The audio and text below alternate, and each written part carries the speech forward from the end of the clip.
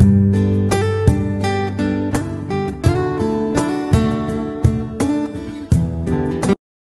Dear students, welcome once again.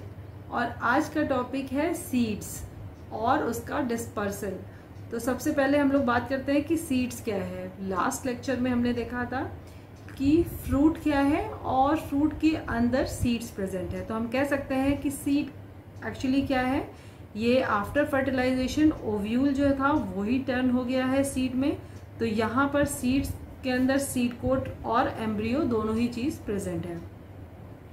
तो seed को हम सबसे पहले डिवाइड कर सकते हैं as a albuminous seed and non albuminous seed. तो एल्ब्यूमिनस सीड क्या हो गया, ये सीड्स ऐसे हैं जो अपने साथ एंडोस्पर्म को कैरी करते हैं। ये एंडोस्पर्म आगे इसको फूड प्रोवाइड करते रहते हैं, एक तरह का फूड स्टोरेज का काम करते हैं। तो ऐसे कौन से सीड्स हैं, वीट, मेज, ये तो मोनोकॉट हो गए, और डाइकॉट में कैस्टर है जिसमें ऐसी व्यवस्था देखने को मिलती है। वहीं पर नॉन एल्ब्यूमिनस, जैसा कि नाम ही बता रहा है, यानी कि यहाँ पर एंडोस्पर्म का कोई भी भाग कैरी नहीं किया जा रहा है आगे तक। तो ये सीड्स एंडोस्पर्म कैरी नहीं कर रहे हैं एज अ स्टोर फूड, जैसा कि डाइकॉट्स में पी, ग्राउंड नट देख सकते हैं हम, और मोनोकॉट्स में एलिस्मा, वेलिस्नेरिया एक्सेट्रा।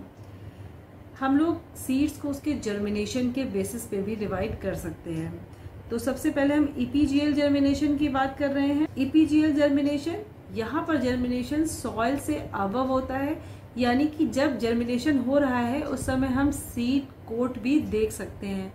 एक्चुअली होता क्या है कि यहाँ पर कॉटिलिडन और रेडिकल के बीच में बहुत फास्ट ग्रोथ होती है, और रेडिकल जो इसकी वजह से पूरा का पूरा सीड ऊपर उठ जाता है और रेडिकल सॉइल के अंदर चला जाता है। अब यहाँ पर पहले रेडिकल की जब ग्रोथ हो जाती है फिर हमें प्लूम्यूल निकलते हुए दिखाई देता है, जिसकी वजह से ये सीड जो है सॉइल के ऊपर हमें दिखाई देता है। इपीजीएल जर्मिनेशन मोस्टली डाइकॉट्स में रिपोर्टेड है, जैसा कि कॉटन, कैस्टर, बीन्स, पपाया, सब में हम देख सकते हैं। जबकि हाइपोजीएल जर्मिनेशन जस्ट इसके अपोजिट, यानी यहाँ पर सीड सॉइल के अंदर है और हम सीड को जर्मिनेट होते हुए नहीं देख सकते हैं, क्योंकि ये सॉइल के अंदर होता है, मोस्टली मोनोकॉट्स में पाया जाता है। यहाँ पर इपीकॉटिल रैपिड ग्रो करती है, यानी प्लूम्यूल और कॉटिलिडन के बीच का जो एरिया है वो रैपिडली ग्रो कर रहा है, जिसकी वजह से कॉटिलिडन सॉइल के अंदर ही रह जाते हैं। इपीजीएल में क्या था, कॉटिलिडन और रेडिकल के बीच में ग्रोथ ज्यादा हुई थी, और यहाँ पर क्या है, प्लूम्यूल और कॉटिलिडन के बीच में ग्रोथ ज्यादा हुई है। तो जैसे ही ग्रोथ होगी ये क्या है, कॉटिलिडन को वहीं रहने देगा और पूरा प्लांट बाहर की ओर पुश हो जाएगा।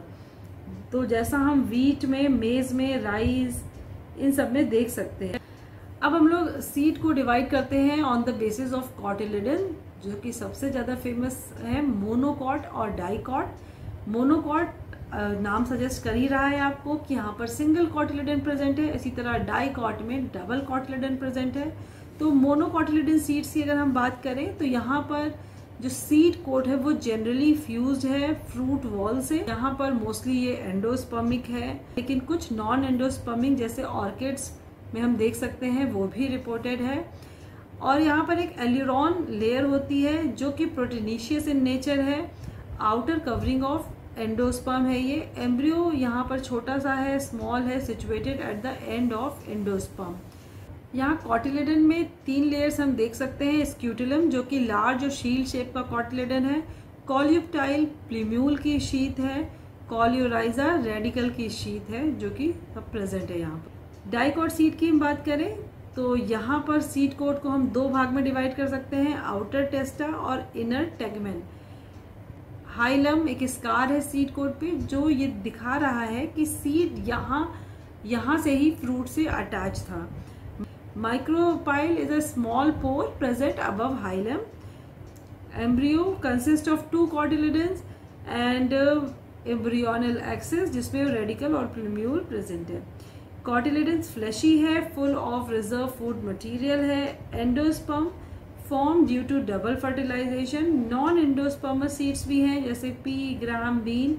At maturity, they do not possess endosperm. Now talk about dispersal of fruits and seeds. तो सबसे पहले हम इसके डिवाइड कर सकते हैं 3 भागों में, एनिमोकोरी, हाइड्रोकोरी एंड जूकोरी। एनिमोकोरी यहाँ पर डिस्पर्सल विंड की मदद से होता है, यानी एयर करंट।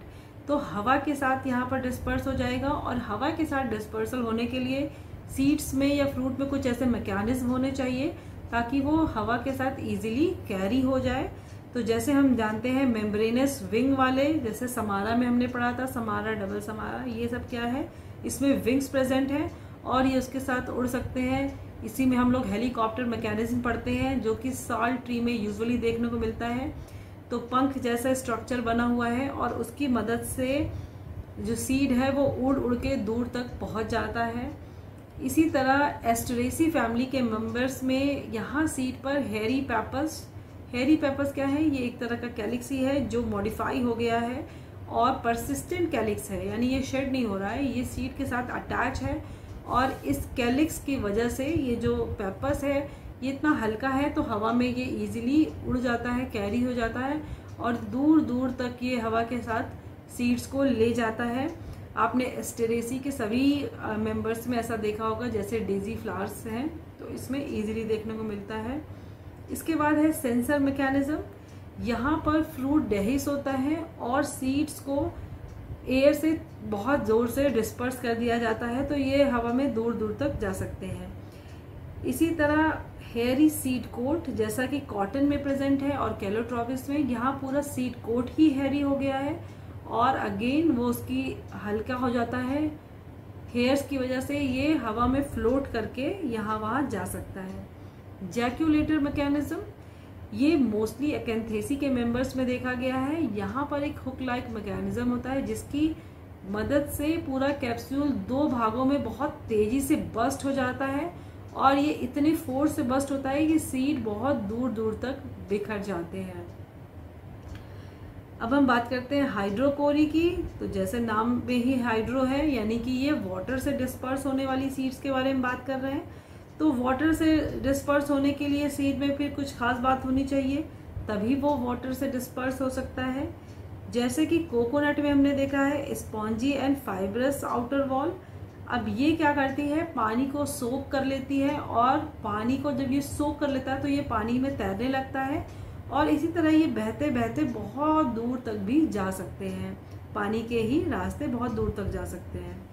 उसके बाद लोटस में हमने स्पॉन्जी थैलेमस देखा है। इसी तरह वाटर लिली के सीड्स बहुत छोटे होते हैं और उसमें एयरी एरल्स भी पाए जाते हैं। ये क्या काम करते हैं, ये इसको तैराने का काम करते हैं। तो ये वाटर में इजीली फ्लोट हो जाते हैं, जब ये प्लांट से डिटैच होते हैं इजीली फ्लोट होते होते ये कहीं भी दूर निकल सकते हैं। जूकोरी की बात हम करें तो यहाँ एनिमल और ह्यूमन की मदद से सीड्स का डिस्पर्सल हो रहा है। तो इसके लिए जब ह्यूमन और एनिमल को अट्रैक्ट करना है तो या तो ये फ्रूट एडिबल होने चाहिए या फिर इनके पास ऐसे कुछ मैकेनिज्म होने चाहिए जिनसे ये उनकी बॉडी पर अटैच हो सके। फ्रूट्स और सीड्स में हुक्स, स्पाइंस, ब्रिसल्स या फिर स्टिफ हेयर्स प्रेजेंट हैं जो एनिमल या फिर ह्यूमन की स्किन पे और उनके कपड़ों पे कहीं अटैच हो जाते हैं और उनकी वजह से वो एक जगह से दूसरी जगह पर ट्रेवल कर सकते हैं। जैसे जैंथियम है, यूरेना है, बोरहाविया के सीड्स हैं, ये सब इसी तरह से ट्रेवल करते हैं। और कुछ एडिबल फ्रूट्स जैसे कि गुआवा है, ग्रेप्स है, फिग है, प्लम, ये बर्ड्स के द्वारा इनको दूर दूर तक फैलाया जाता है। तो बर्ड्स आपको पता है थोड़ा सा फ्रूट खा के इधर उधर फेंक देते हैं और इस तरीके से सीड बहुत दूर दूर तक भी पहुंच जाता है। कुछ सीड्स इतने हार्ड होते हैं कि वो फीसेस से भी पास हो जाते हैं बिना डिस्टर्ब हुए और फिर वो जर्मिनेट कर जाते हैं। तो आज के लिए बस इतना ही। नए वीडियो लेक्चर में हम नए टॉपिक पे बात करेंगे। Till then take care, bye bye.